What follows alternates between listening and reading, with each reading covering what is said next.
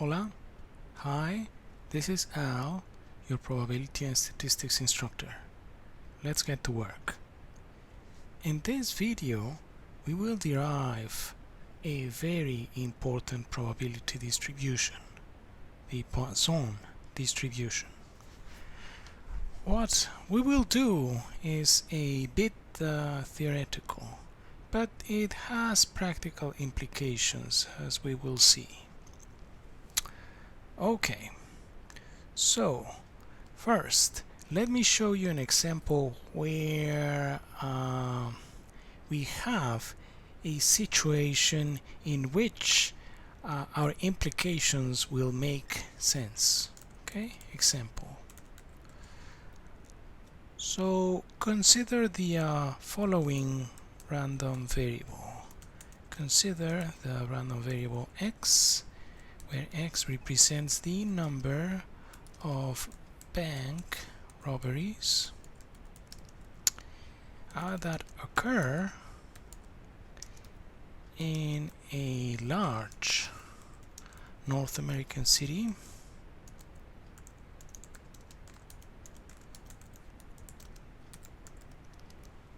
in an interval of 1 day.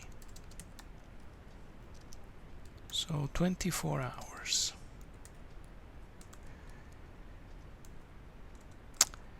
And assume that the expected value of that random variable is 1, okay, per day. Okay, so we observe 1 robbery per day on a typical day. Okay. So if we wanted a graphical representation of what I just said, would be something like this, right? If we take as unit a day, right? This is 1 day. We are seeing here 1 robbery per day. Okay. Now, say that we decided to change the scale in which we measure time. So say that now we are interested in studying this, but in 12-hour periods. Okay, so if we consider these 2 time intervals independent, and that the probability of an occurrence is proportional to the length of an interval, then what we have is something like this, right? A graphical representation would be something like this. Hey, now we have 2 12-hour periods in a day, and if the probability of an occurrence is proportional to the length of the interval, so what we have is 2 trials, and if we consider these 2 windows of time independent, right, so n equals 2, and the probability of an occurrence in any of these windows is 1 divided by 2, right? So let me write it down like this. If we have a 12-hour period, so we have 2 such periods, and the probability of an occurrence is 1/2, which implies that n times p would be 1, meaning the expected value is still 1. Okay? Now, say that instead of breaking down a day into 12-hour periods, we decided to break down a day in 6-hour periods. So now, instead of having 2 of those windows of time, now we have 4, right? But now, right, the probability of seeing an occurrence, a robbery, in a 6-hour period, based on the information that we have, would be just, 1/4. Make sense?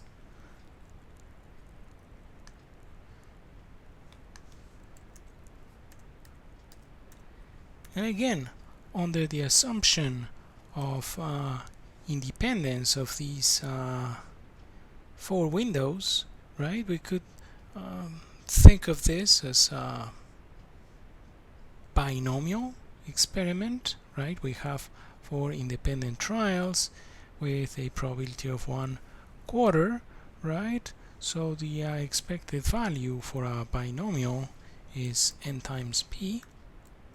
So again, 1. Let's keep it going. Now, say that instead of considering a 6-hour period, now we consider a 3-hour period, right? So 3-hour period. So if we do that, we will have 8 3-hour windows, and then again, assuming that the probability is proportional to the length of the interval, well, now the probability of an occurrence is 1/8, and then again that product is 1. It remains constant. So we would have, a graphical representation that looks like that. Let's do this one more time. So what if now we break down one day into 1-hour periods of time? So then we will have 24 such periods, 24 such windows, right? And again,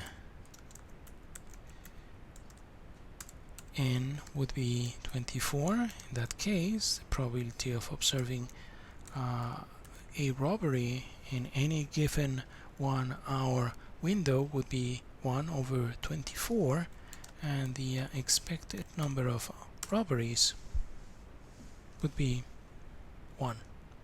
Make sense? Okay. So we could keep going, right? We could,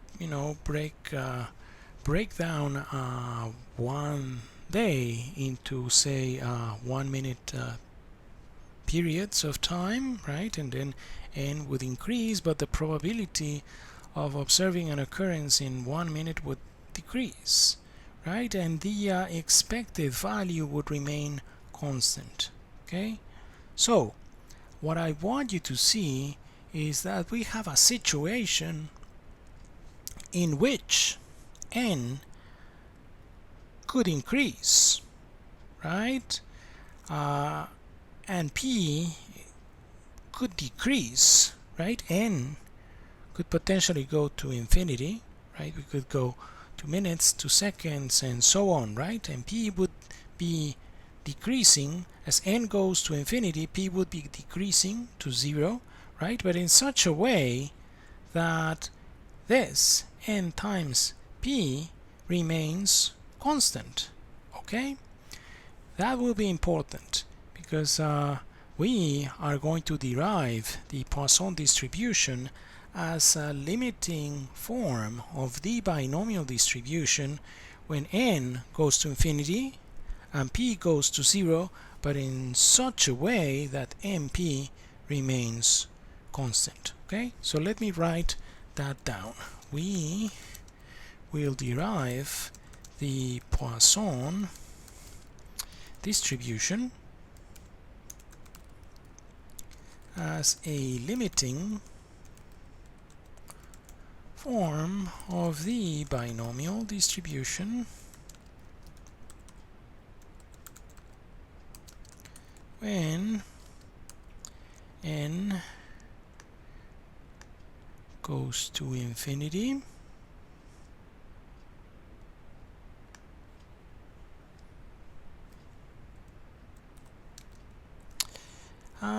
and p goes to 0,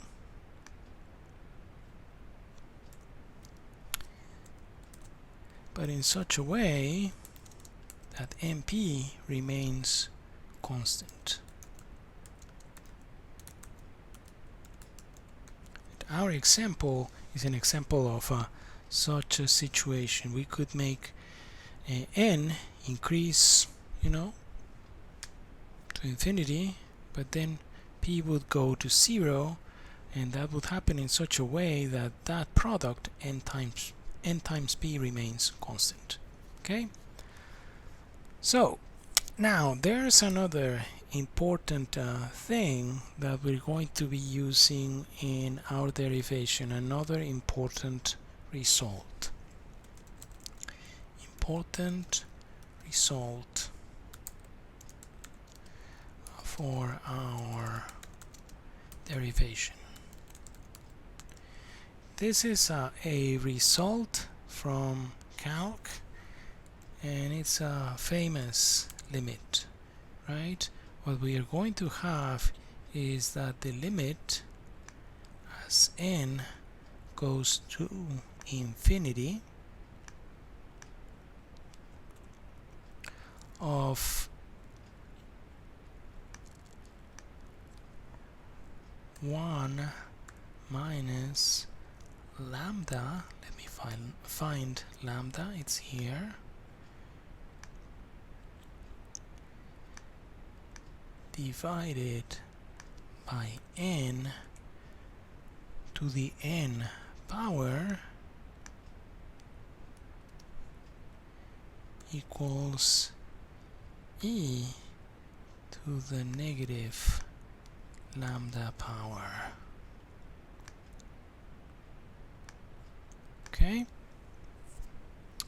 Okay, so I'm not going to show you that result, but I could give you a numerical argument.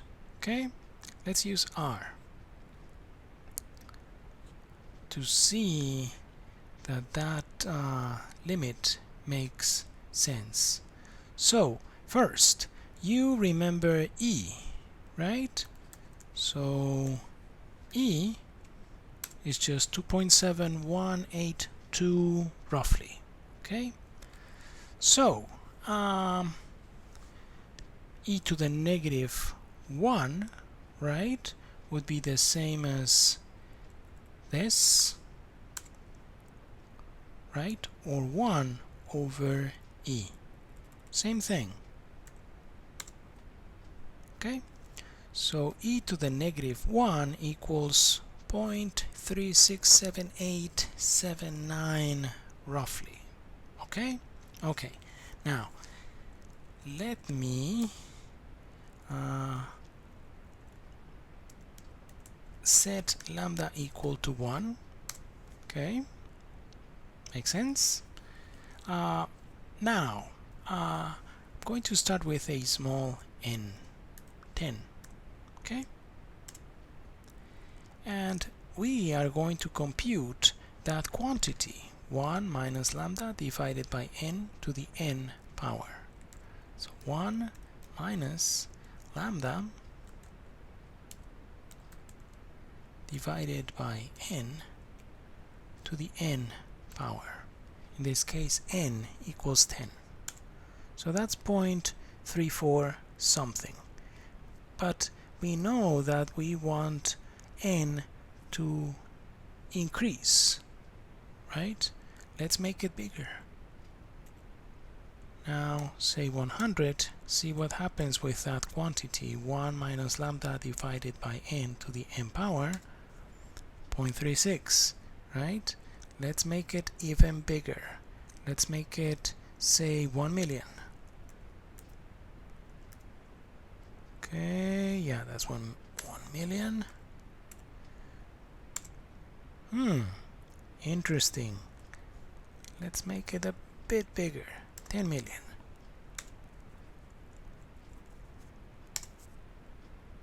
Do you remember this guy? 0.3678794. It's this guy here. So it is true, right? As n increases, the limit of this expression, 1 minus lambda divided by n to the m power, is equal to e to the negative lambda. In this case, e to the negative 1. Makes sense? Okay. So that limit will be important for our derivation. Okay. So let me just remind you that what we're going to be doing is showing that the Poisson distribution turns out to be the limit of a binomial distribution when these conditions are satisfied. N goes to infinity and p goes to 0 in such a way that n times p remains constant. Okay? Okay. So, first step, we have to remember the expression of the probability mass function for a binomial random variable. Okay, so let's write it down.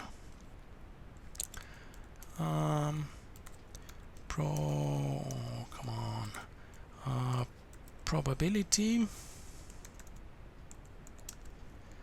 mass function, or PMF for short, because it's a discrete random variable, of a binomial. So the probability that the random variable y equals a particular value, lowercase y, equals n choose y times p to the y power, remember, times 1 minus p to the n minus y power. Okay? Or in other words, that would be the same as using the formula for combinations, n factorial divided by y factorial times n minus y factorial times p to the y power times 1 minus p to the n minus y power, right? And that formula works when y equals 0, 1, 2, up to n, right? And we call that the support of the random variable. Anyway, those represent the possible values of the random variable, and this gives you the corresponding probability for those possible values. So that formula gives you the that formula, along with that list of possible values, give you the probability distribution. Okay? Okay. So now here is where our example is going to be very helpful.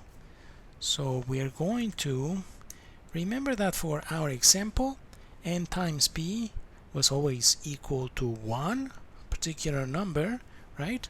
So let lambda be the result of that multiplication. Let me use lambda for that product, n times p. Okay, so for our example, lambda happened to be 1.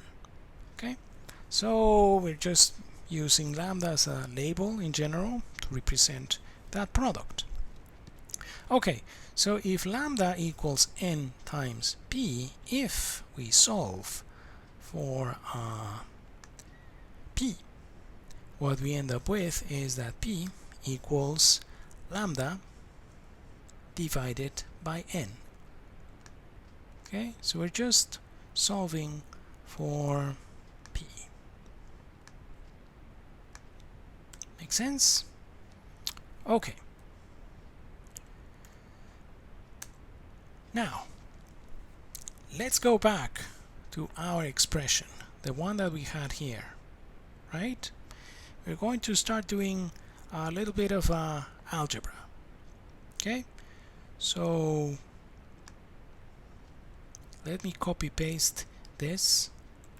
We know what the set of possible values is. We know that y goes from 0 to n because we are talking about a binomial, and y represents the number of successes in n trials, so we could have anywhere between 0 and n successes. Okay, so as I said, we are going to start doing some algebra. Since p equals lambda divided by n, wherever we see a p, we're going to replace that p with a lambda divided by n. Okay, so that's going to be the first step in our derivation of the binomial distribution. You'll see everything will happen very, very naturally.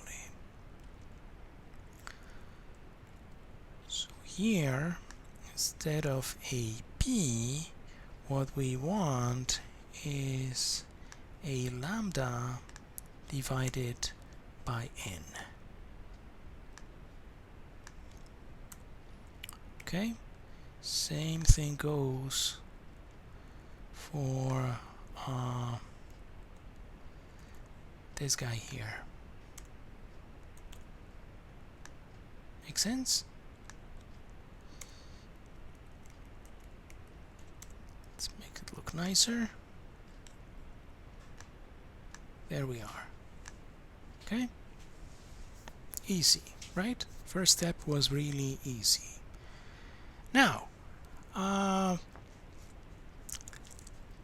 will play around. I will decompose this n factorial. We know that n factorial equals n times n minus 1 times n minus 2, so on, 2 times 1, right? What I'm going to try and do is re-express that n factorial in such a way that this guy here in the denominator, n minus y factorial, will cancel out. Okay, so here we go.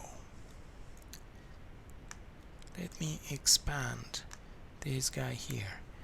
N factorial equals n times n minus 1 times n minus 2 dot dot dot n minus y minus 1 times n minus y factorial, right? This guy here, n minus y minus 1, is the previous one. See? Just like this guy here. N minus 1, n minus 2. So if we have here y, then the previous one was y minus 1. Okay? Make sense? Okay. So, and these here remain the same. So I'm going to just copy paste these guys here. Okay? So now, as you can see, these two cancel out. Okay, so let me copy paste.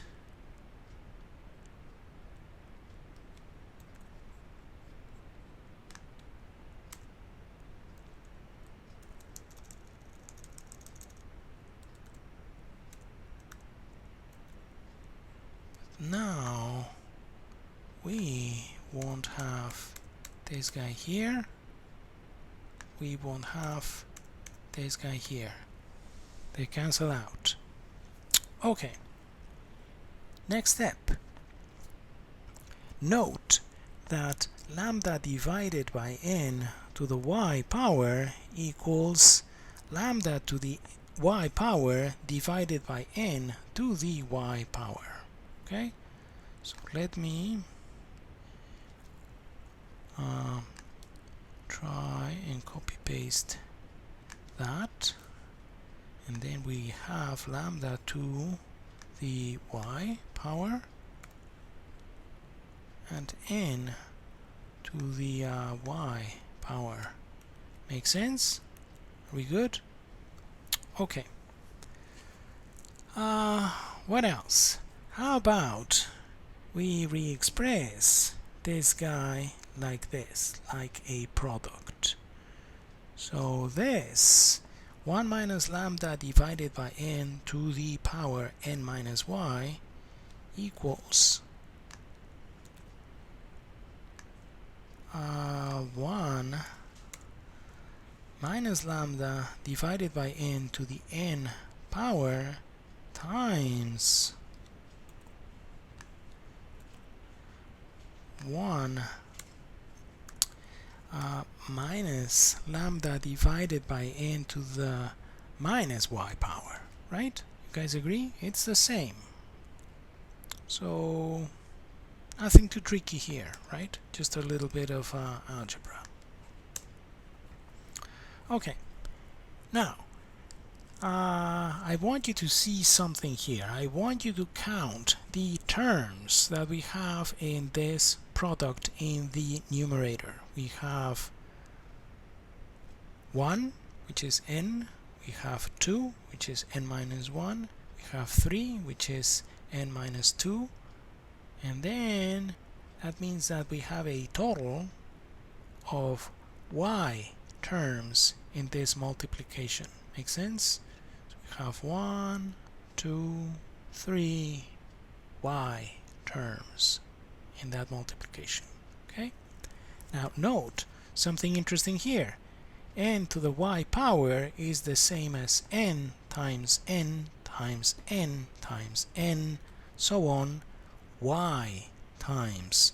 So I'm going to rewrite this.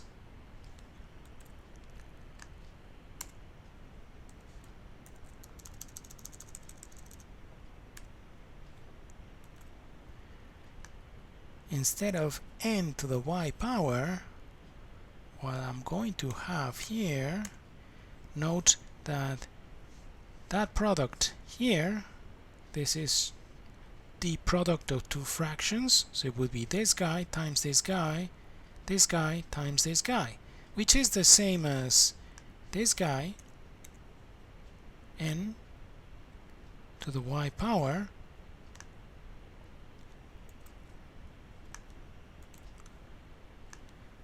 times y factorial, right?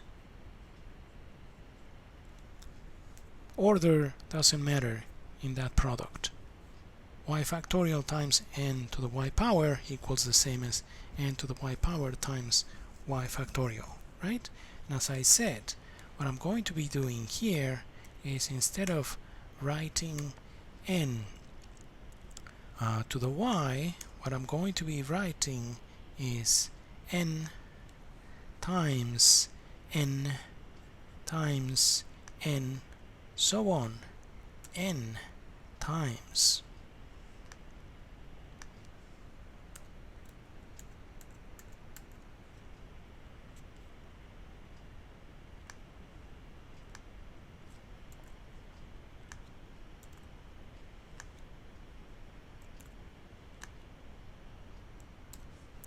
Okay, are we good? Yeah? Okay. Now, remember that we said that we have n factors in this multiplication. So what we're going to be doing, and we have n also, I'm sorry, we have y factors, right? 1, 2, 3, y, right? And then we have also y terms in this multiplication, and we could rewrite this like this: n divided by n, 1, n minus 1 divided by n minus 2 divided by n, and so on, right? Makes sense? So we could re-express this product divided by this product as the following product of fractions.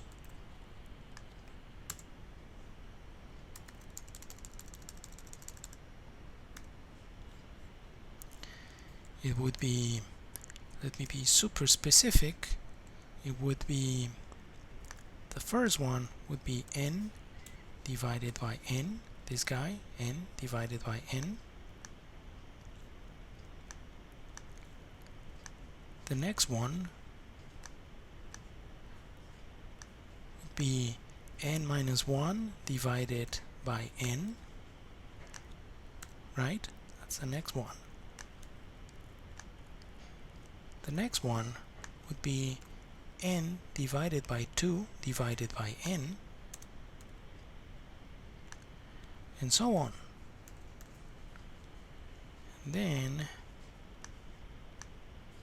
the last of those y products, we have y of those,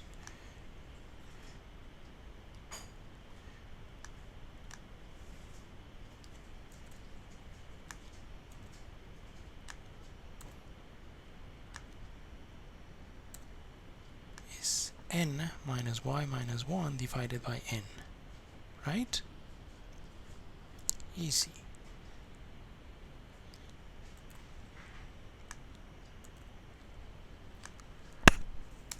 Okay, now note that n divided by n equals 1. That's easy. So let me just rewrite it. 1. But our next guy, n minus 1 divided by n, equals 1 minus 1 over n. Okay? So let me write that down. 1 minus that fraction, 1 over n. You guys agree that that fraction and that fraction are the same? N minus 1 divided by n is the same as 1 minus 1 over n. We're going to be doing something similar with the next factor. In that case, what we have is 2 divided by n, and the last one will be 1 minus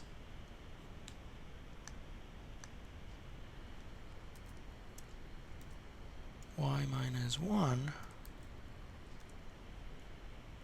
divided by n. Right? Okay, these remain the same.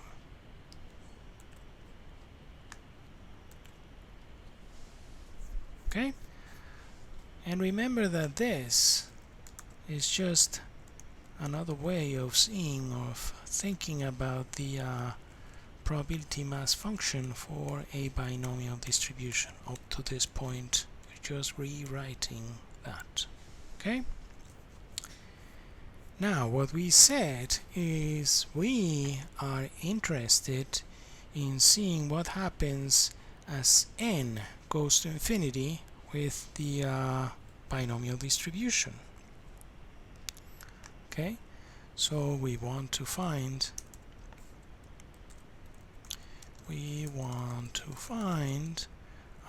the limit as n goes to infinity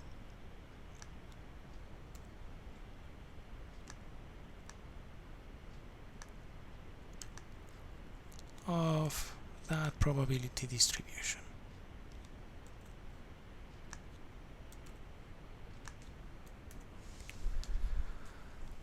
Okay, so let's see what happens with that expression as n goes to infinity. So as n goes to infinity, 1 divided by n goes to 0. 2 divided by n goes to 0. Y minus 1 divided by n goes to 0. So we have 1 times 1, basically, times 1, so on, times 1. So we have a 1. As n goes to infinity, the product of these y terms is just going to be equal to 1. Okay? Lambda to the y power divided by y factorial will not be affected by n. Okay? N is not involved. So that one is going to be the same. Now, as n goes to infinity, 1 minus lambda divided by n, lambda is fixed. Remember our old example? Lambda was equal to 1. It's a fixed number, right? So as n goes to infinity, lambda divided by n is going to 0. So this is just going to be 1. To the power minus y, that's going to be a1, right? So we only have this guy here. The limit as n goes to infinity of 1 minus lambda divided by n to the n power. But if we go back to that important result that we mentioned, that equals e to the negative lambda. Okay? So what we have is, as n goes to infinity, that product goes to 1. This guy is not affected. This guy is e to the negative lambda. This guy goes to 1. So as n goes to infinity, that limit, let's write down what we found. What we have is this times e to the negative lambda, right? And we have that for y equal to 0, 1, 2, 3, so on, right? Because n is the number of trials, and that is going to infinity, right? So it turns out that this guy here is what we call, what we referred as, what we're going to be referring as the Poisson distribution. Okay? So actually, I think I can show you that formula as it is presented in our textbook. Just give me a sec, I'll look for it. Okay, I found it. Okay, so in our lecture notes, I have the definition that you will find in our textbook. Okay, so the authors of our textbook define the random variable, well, the Poisson random variable or the Poisson distribution like this, like a random variable that has this probability mass function, lambda to the y power divided by y factorial e to the negative lambda, and the possible values for the random variable are 0, 1, 2, any non-negative integer, and lambda must be greater than 0. Okay, so let's summarize what we did today. So what we did today is just realizing that one natural, a bit difficult, but not that difficult way of deriving the Poisson distribution is thinking about it as a limiting form of the binomial distribution, but it has to be in a special way, right? The binomial distribution in such a way that when n goes to infinity, p goes to 0, and np remains, well, n times p remains constant, right? So if that happens, then as you take the limit, then you end up with the Poisson distribution. Okay? Okay, well, that's it for now. Please take care and keep working hard. See you next time. Bye.